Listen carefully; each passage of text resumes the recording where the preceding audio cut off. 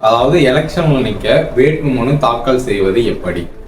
வேட்புமனு தாக்கல் பண்ற அன்னைக்கு நமக்கு இந்த ஒரு புக்கு கொடுப்பாங்க. 20 பேர்ல 4 பேர் வேட்புமனு நிராகரிக்கப்பட்டிருந்துச்சு. முன்மொழிவர்களோட அந்த பூத் நம்பரும் பேஜ் நம்பரும் மாத்தி போட்டாங்க. ஆக்சுவலா ஒவ்வொரு இளைஞர்களும் ஒவ்வொரு பஞ்சாயத்துல இருக்கிற இளைஞர்களும் ஒன்று சேர்ந்து டோர்னமெண்ட் வைக்கிறீங்க, கிரிக்கெட் டோர்னமெண்ட் வைக்கிறீங்க, கபடி டோர்னமெண்ட் வைக்கிறீங்க, இப்படி பலவிதமான டோர்னமெண்ட் எல்லாம் வச்சு, அதாவது டொனேஷன் வாங்கி இப்படி பலவிதமான டோர்னமெண்ட் எல்லாம் வச்சு டோர்னமெண்ட்டையே சக்சஸா நடத்தி முடிக்கிற அளவுக்கு தைரியம் இருக்கிற உங்களுக்கு ஒரு எலெக்ஷன்ல நிக்க சரியான கான்ஃபிடென்ட் இல்லை அப்படின்னு நான் சொல்லுவேன். ஆக்சுவலா இன்னைக்கு வரைக்கும் நான் தனியா தான் போராடிட்டு இருக்கேன். ஆக்சுவலா ஒவ்வொரு தொகுதியிலையும் எத்தனையோ பஞ்சாயத்துகள் இருக்கு. எங்க பெண்ணார் தொகுதியை பொறுத்த வரைக்கும் கிட்டத்தட்ட 33 பஞ்சாயத்துகள் இருக்கு. அந்த 33 பஞ்சாயத்துகள் இல்லாமல் ஒரு இளைஞர்கள், அதாவது எந்த ஒரு இளைஞராகட்டும், ஒரு இளைஞரை முன்னிறுத்தி மற்ற இளைஞர்கள்லாம் ஒன்று சேர்ந்து அவங்களுக்கு சப்போர்ட் பண்ணி தேர்தலில் நிற்க வைக்கலாம். ஏன் அப்படி சொல்றேன்னா, ஒவ்வொரு கட்சிக்கும் கொடி பிடிச்சிக்கிட்டு, ஒவ்வொரு கட்சிக்கும் கோஷம் போட்டுக்கிட்டு, போஸ்டர் ஓட்டிக்கிட்டு இப்படியே எத்தனை நாளைக்கு இருப்பீங்க? திடீர்னு பார்த்தீங்கன்னா ஒரு நடிகர் உள்ள வராரு, ஆல்ரெடி போஸ்டர் ஓட்டிட்டு இருந்தீங்க, மறுபடியும் அவங்களுக்கு மறுபடியும் போஸ்டர் ஓட்டணும். எத்தனை நாளைக்கு நீங்களாவே இருப்பீங்க? எனக்கு ஒன்றும் புரியல. சரி, அடுத்த முறை எலெக்ஷன்ல நிற்கிறதுக்கு கண்டிப்பா சுயேட்சையா ஒரு வேட்பாளர் சுயேட்சையா நிற்கிறதுக்கு நிறைய பேர் வரணும் அப்படிங்கிறதுக்காக இந்த பதிவை நான் கம்பல்சரியா பதிவிடுறேன். இதுதான் பார்த்தீங்கன்னா வேட்புமனு. தாலுகா ஆஃபீஸில் போயிட்டு ஆதார் கார்டு கொடுத்தீங்கன்னா, ஆதார் கார்டு டீட்டெயில்ஸ் கொடுத்தீங்கன்னா உங்களுக்கு வேட்புமனு கொடுப்பாங்க. 1க்கு 2 கூட வாங்கிட்டு வரலாம். இது எனக்கு பார்த்தீங்கன்னா 2வது வேட்புமனுவாக வாங்கிட்டு வந்தேன். ஒரு வேட்புமனு சப்மிட் பண்ணிட்டேன். இது பார்த்தீங்கன்னா வேட்புமனு. இது 2B ஃபார்மு. ஃபர்ஸ்ட் பேஜ் பார்த்தீங்கன்னா கட்சி சார்பாக நிற்கிறவங்களுக்காக இது இந்த பேஜ். நாங்கள் இதை அடிச்சிட வேண்டியது தான். இந்த இடத்துல நம்மளோட பாஸ்போர்ட் சைஸ் ஃபோட்டோ ஒன்று ஒட்டிக்கணும். இந்த 2B ஃபார்மோட செகண்ட் பேஜில் பார்த்தீங்கன்னா பெண்ணாகரம் சட்டமன்ற தொகுதி 58 அதோட நம்பரு. அந்த 58 பெண்ணாகரம் அப்படின்னு இந்த இடத்துல இருக்கும். இந்த இடத்துல நம்ம ஃபில் பண்ணிக்கணும். அடுத்து பார்த்தீங்கன்னா நம்மளோட பேரு, அட்ரஸ், அவ்வளோதான். இந்த இடத்துல மறுபடியும் நம்ம பேர் எழுதிக்கணும். இந்த இடத்துலையும் நம்மளோட ஓட்டர் லிஸ்ட், அதாவது உங்களோட பூத்தில் பார்த்தீங்கன்னா உங்களோட ஓட்டர் லிஸ்ட் பூத் எண்ணையும், அதுக்கப்புறம் பார்த்தீங்கன்னா அந்த பூத்தில் அந்த ஓட்டர் லிஸ்ட்ல உங்களோட பூத் ஸ்லிப்பு பார்த்தீங்கன்னா எந்த பேஜில் இருக்கு அப்படிங்கிறத நம்ம இந்த இடத்துல மென்ஷன் பண்ணிடணும். அப்படியே கீழே பார்த்தீங்கன்னா இந்த பாக்ஸில் பார்த்தீங்கன்னா உங்களுக்காக 10 பேர் முன்மொழியணும். ஃபர்ஸ்ட்ல பார்த்தீங்கன்னா வரிசை எண் அவங்களே கொடுத்துருப்பாங்க, பூத் நம்பரு, அதுக்கப்புறம் அந்த பூத் ஸ்லிப்போட பேஜ் நம்பரு, அதுக்கப்புறம் அவங்களோட பேரு, அவங்களோட கையெழுத்து, அதுக்கப்புறம் அவங்களோட டேட்டு, என்னைக்கு கையெழுத்து போட்டாங்களோ அந்த டேட்டு. இந்த இடத்துல நம்மளோட ஏஜ். இந்த இடத்துல நம்ம இதை நம்ம அடிச்சுட்டு, அதுக்கப்புறம் இந்த இடத்துல பார்த்தீங்கன்னா நாம சுயேட்சையா நிற்கிறேங்க அப்படின்னு நம்ம இந்த இடத்துல நம்ம எழுதிக்கணும். அதுக்கப்புறம் பார்த்தீங்கன்னா இந்த இடத்துல சின்னம்.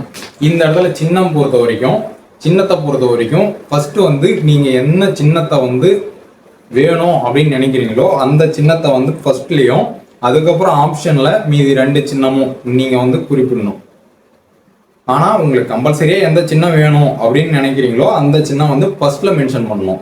அதுக்கப்புறம் நம்மளோட ஜாதி, அதோட டீட்டெயில்ஸு, அதுக்கப்புறம் பார்த்தீங்கன்னா நம்ம சப்மிஷன் பண்ற டேட்டை நம்ம இந்த இடத்துல எழுதிக்கணும். அதுக்கப்புறம் நம்மளோட சைன், உங்களோட சிக்னேச்சர். இந்த பேஜை பொறுத்த வரைக்கும் நீங்க குற்றவாளியா அப்படிங்கிறத பொறுத்து தான் இருக்கும். இந்த பேஜில் ஃபுல்லாகவே நீங்க ஏதாவது குற்றம் பண்ணிருக்கீங்களா அப்படிங்கிறது இருக்கும். நீங்க குற்றம் பண்ணிருந்தீங்கன்னா அதுக்கான குற்றங்களை நம்ம அதில் மென்ஷன் பண்ணிருக்கணும். அப்படி நீங்க குற்றவாளி இல்லை அப்படின்ற விதத்தில் எல்லாத்துலேயுமே இல்லை அப்படிங்கிறத நீங்க போட்டா போதும். அதே தான், சேம் இங்கேயும் அதே தான், வேற எதுவுமே கிடையாது. ஏன்னா அது ஃபுல்லாகவே பார்த்தீங்கன்னா என்ன தேதியில் குற்றம் சுமத்தப்பட்டிருக்கு, அந்த எஃப்ஐஆர் டீட்டெயில்ஸ் என்ன, அதை பற்றி தான் ஃபுல்லாகவே கேட்டிருப்பாங்க. அதனால் நீங்கள் ஃபுல்லாகவே இல்லை அப்படின்ட்டு போட்டுற வேண்டியதான். இந்த இடத்துல பார்த்தீங்கன்னா தேர்தல் நடத்தும் அலுவலர் அவங்க எலெக்ஷன் கமிஷன் அவங்க இந்த இடத்த ஃபில் பண்ணிப்பாங்க. அப்புறம் இந்த இடத்துல பார்த்தீங்கன்னா டேட்டையும் இடத்தையும், எந்த இடம், பெண்ணாகரமா, நான் பெண்ணாகரத்தில் நிற்கிறேன், அதனால பெண்ணாகரம். அப்புறம் தேதி நான் என்னைக்கு டேட் சப்மிஷன் பண்ணுறோம் அந்த டேட்டு, அப்புறம் இங்கேயும் ஒரு சைனு, அவ்வளோதான். இந்த இடத்துல வேலை முடிஞ்சிச்சு. அதுக்கப்புறம் இந்த பேஜ்லேயும் பார்த்தீங்கன்னா எலெக்ஷன் கமிஷனை அவங்களே ஃபில் பண்ணிப்பாங்க தாலுகா ஆஃபீஸில். இதனால் இந்த பேஜை பற்றி நம்மளுக்கு கவலை இல்லை. நீங்கள் வேட்புமனு தாக்கல் பண்ணுறதுக்கு முன்னாடியே என்ன பண்ணணும்னா பிவிஆர் வெரிஃபிகேஷன் பண்ணியிருக்கணும். பிவிஆர் வெரிஃபிகேஷன்னா நீங்கள் இ-சேவை மையத்தில் போயிட்டு போலீஸ் வெரிஃபிகேஷன் சர்டிஃபிகேட்டை வாங்கணும். அது வந்து ஒரு 500 ரூபாய் ஆகும். நாமினேஷன் பண்ணுறதுக்கு முன்னாடி ஒரு நாளைக்கு இல்லைனா 2 நாளைக்கு முன்னாடி வந்து பார்த்தீங்கன்னா நீங்கள் புதுசாக ஒரு பேங்க் அக்கௌண்ட் கிரியேட் பண்ணியிருக்கணும். எதுக்காக அப்படின்னா, ஆல்ரெடி நீங்கள் பேங்க் அக்கௌண்ட் யூஸ் பண்ணிட்டு இருப்பீங்க. அந்த பேங்க் அக்கௌண்ட்டில் நீங்கள் நிறைய டிரான்சாக்ஷன் பண்ணுவீங்க. அந்த டிரான்சாக்ஷனை பொறுத்த வரைக்கும் எலெக்ஷன் முடிஞ்சு 30 நாளைக்குள்ள நம்மளோட மொத்த செலவையும் நம்ம அவங்க கிட்ட காமிக்கணும். அப்படி செலவை காமிக்கும் போது நீங்கள் பர்சனல் அக்கௌண்ட்டை பொறுத்த வரைக்கும் நிறைய டீட்டெயில்ஸ் அண்ட் ஸ்டேட்மெண்ட் இருக்கும். அந்த ஸ்டேட்மெண்ட்டை மொத்தமாக அவங்களுக்கு காட்டும் போது மொத்தமாக வந்து தலைவலி தான் இருக்கும். அதனால புது அக்கௌண்ட்டாக கிரியேட் பண்ணிக்கணும், ஃப்ரெஷ் அக்கௌண்ட்டாக. அதுக்கப்புறம் வந்து பார்த்தீங்கன்னா பாஸ்போர்ட் சைஸ் ஃபோட்டோ மட்டுமே ஒரு 16 ஃபோட்டோ பக்கமாக தேவைப்படும். அதையும் நீங்கள் ரெடி பண்ணி வச்சுக்கணும். ஃபார்ம் 26 பற்றி பார்ப்போம். ஃபார்ம் 26 பொறுத்த வரைக்கும் நீங்கள் ஒரு முத்திரை தாள், அதாவது 100 ரூபாய் ஸ்டாம்ப் பேப்பர் அப்படி அதை வச்சு நீங்கள் ஒரு ஃபார்ம் 26 ரெடி பண்ணுறது கொஞ்சம் நல்லாயிருக்கும், பெட்டராக இருக்கும். அதை எப்படி ரெடி பண்ணுறதுனா, நீங்கள் ஒரு வக்கீல் அணுகணும். இல்லை உங்களுக்கு தெரிஞ்ச வக்கீல் யாராச்சும் இருந்தாங்கன்னா அவங்க மூலயமா நீங்கள் ரெடி பண்ணிக்கலாம். ஆனால் ரெடி பண்ணதுக்கு அப்புறம், அதாவது நோட்டரி வக்கீல் அவங்க கிட்ட கம்பல்சரியாக சைன் வாங்கியிருக்கணும். அதுக்கப்புறம் வந்து பார்த்தீங்கன்னா அந்த ஃபார்ம் 26 பொறுத்த வரைக்கும் உங்களோட ஆதார் கார்டு, உங்களோட பேன், உங்களோட ஓட்டர் ஐடி, அப்புறம் உங்களோட பாஸ்புக் டீட்டெயில்ஸ், அதாவது உங்ககிட்ட எவ்வளோ கடன் இருக்குது, இல்லை அக்கௌண்ட்டில் எவ்வளோ பணம் இருக்குது, அப்புறம் வந்து பார்த்தீங்கன்னா உங்கள் ஒய்ஃபு இல்லை உங்களை சார்ந்தவங்க அவங்களோட ஆதார், பேன், நீங்கள் கூட்டு குடும்பமாக இருந்துச்சுன்னா மொத்த குடும்பத்தோட டீட்டெயில்ஸும் கொடுக்கணும். இல்லை உங்களுக்குன்னு தனியாக ஒரு ரேஷன் கார்டு இருக்குது, நீங்கள் தனியாக தான் வச்சுட்டு வரீங்க அப்படின்ற பட்சத்தில் உங்களோட, அதாவது உங்கள் ஃபேமிலி, உங்கள் சைல்டு அவங்களோட டீட்டெயில்ஸ் கொடுத்தா கூட போதும். அவங்களோட பேங்க் அக்கௌண்ட்டில் இருக்கிற டீட்டெயில்ஸு மொத்தம் எல்லா டீட்டெயில்ஸும் கொடுத்தா கூட போதும். அப்புறம் ஜொல்லோனு, அப்புறம் குழு, சங்கத்தில் இருக்கிற குழு, அதில் எவ்வளோ கடன் இருக்குது, எல்லாத்தையுமே நம்ம வந்து கம்பல்சரி சப்மிஷன் பண்ணணும். அது வந்து நீங்கள் ஜெராக்ஸ் போட்டு அவங்கக்கிட்ட வக்கீல்கிட்ட கொடுத்து சப்மிஷன் பண்ணணுன்ற அவசியம் கிடையாது. நீங்கள் வந்து ஒரு வாய்மொழியாவோ இல்லை நீங்கள் எழுதி இவ்வளோலாம் கடன் இருக்குது, இந்தந்த இதில் எனக்கு வந்து இவ்வளோ கடன் இருக்குது அப்படின்னு நீங்கள் சொன்னீங்கன்னாவே அவங்க வந்து பார்த்தீங்கன்னா அவங்க வந்து ஃபில் பண்ணிப்பாங்க. அது வந்து பார்த்து ஃபில் பண்ணுறது தான். அதுக்காக நம்ம ஜெராக்ஸ் எதுவும் கொடுக்கணுன்ற அவசியம் கிடையாது. அதுக்கப்புறம் 2B ஃபார்மும் ரெடி ஆயிடுச்சு, ஃபார்ம் 26ம் ரெடி ஆயிடுச்சு. இப்போ இந்த ரெண்டுத்தையும் கொண்டு போயிட்டு, அது வேட்புமனு கொடுக்கறதுக்கு கடைசி நாள்னு ஒன்று இருக்கும். அந்த கடைசி நாளுக்குள்ளே நீங்கள் வந்து கொண்டு போய் சப்மிஷன் பண்ணணும். ஆனால் கடைசி நாள் என்றைக்குமே சப்மிஷன் பண்ணாதீங்க. ஏன்னு கேட்டிங்கன்னா, என்னோட அனுபவத்தை பொறுத்த வரைக்கும் நான் கடைசி நாளுக்கு முன்னாடி நாள் பண்ணேன்.